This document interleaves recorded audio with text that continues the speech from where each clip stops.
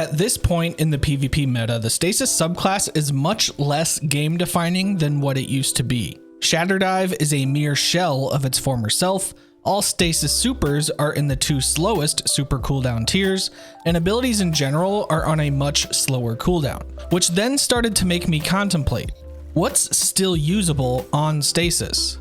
One of the few remaining bright spots comes from the fragment Whisper of Chains, which offers a 25% damage reduction when standing near frozen targets or friendly stasis crystals. In today's video, we're going to go over one of the tankiest stasis builds for any class in PvP. We're going to be focusing on the Stasis Hunter for this video, but most of the loadout for this build can be applied to Warlocks and Titans as well. Just apply your preferred exotic armor and you're all set. The breakdown for this video is going to consist of 3 different parts. We will first go over the subclass and discuss which aspects and fragments are beneficial for this build. Then we'll talk about the weapons and armor that complement this build the best, and then we'll round out the video with some stat distribution talk. To start things off, we'll be using Marksman's Dodge for the faster dodge cooldown. In the recent December update, Bungie changed the base cooldown time for both dodge abilities. Marksman's Dodge has the faster cooldown time compared to Gambler's Dodge, while Gambler's Dodge has the better dodge animation. We aren't going to be too concerned about what the animation of our dodge is for reasons that we will talk about later in this video. We strictly care about the faster cooldown time.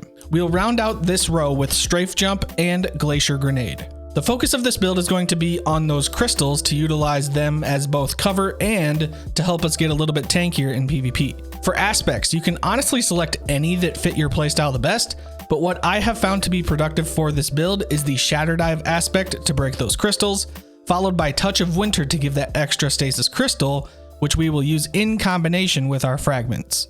Speaking of, the 3 allotted fragments that I've selected are Whisper of Fissures because I will still use that Shatterdive combo to finish off a weak opponent. This fragment just gives us a little more lethal surface area. Next is Whisper of Shards, which gives us 5 seconds of massively increased cooldown regeneration of our grenade ability whenever we shatter 1 crystal. This will cap at 10 seconds, though we'll refresh those 10 seconds every time you destroy a crystal. Though it was significantly nerfed, it still provides an excellent source of grenade recharge at the cost of simply destroying a friendly crystal. The last fragment is going to be the foundation of our build, and that's Whisper of Chains, which, as I stated earlier, provides us with a 25% damage reduction from all enemy weapons when you're standing within 15 meters of a friendly stasis crystal. Alternatively, if you want to use an additional fragment, you can swap out the aspect Touch of Winter for Grim Harvest, which will give you access to 1 more additional fragment slot. The actual functionality of Grim Harvest has very little impact on the build itself,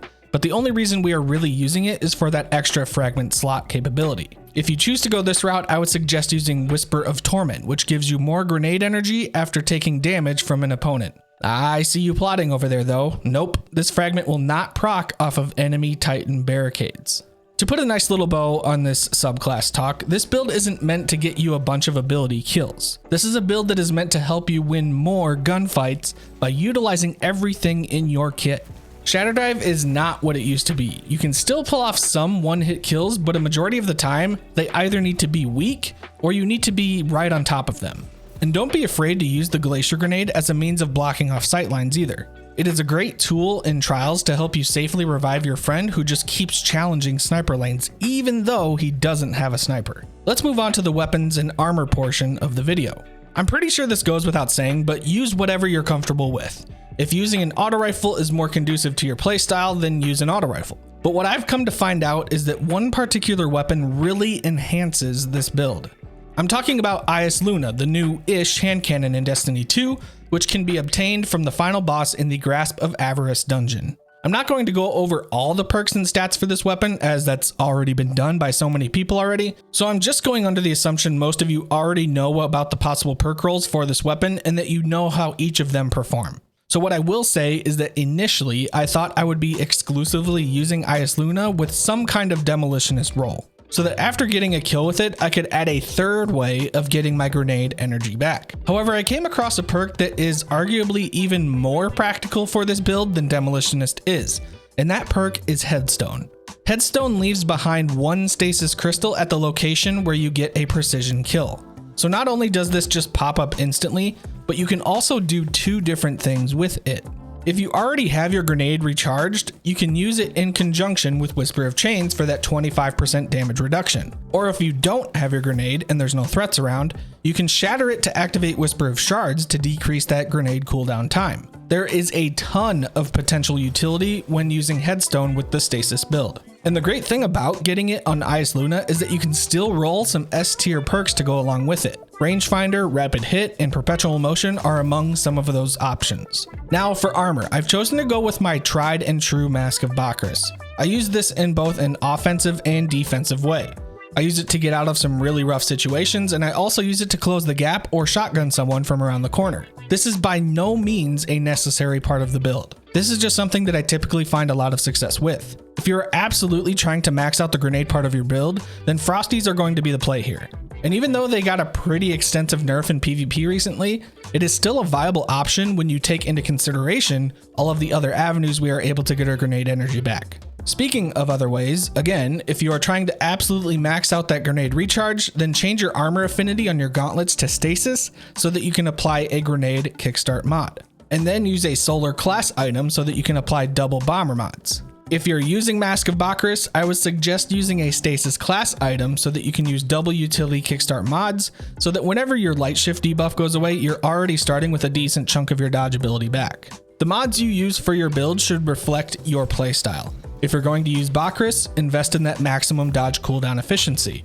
If you're using Frosties, use mods that will help max out that grenade recharge rate. If you're enjoying the video so far, please consider leaving a like. It tells YouTube to push the video out to more people. And if you feel inclined, click the subscribe button and be on the lookout for more PvP build videos in the future. Alright, let's talk about your stats. This is the part of the video where it's not necessarily going to be universal for all classes, though the theory behind prioritizing stats is still really useful to know. But what I will say about all the classes is that without a doubt, you need to prioritize recovery. There should be no reason that you can't get a 100 recovery build. If you're going to get any stat to 100, please do it for recovery. It is the stat you will use and benefit from the most in PvP, plain and simple. For Hunter, regardless of what exotic you choose to use, mobility should be priority number 2. And it's arguably a 1A, 1B type of situation for some people. Whether you use Bakris or Frosties, dodging is an essential part of the Hunter playstyle. And not only that, but it also activates specific mods that can further decrease the cooldowns of other parts of your build.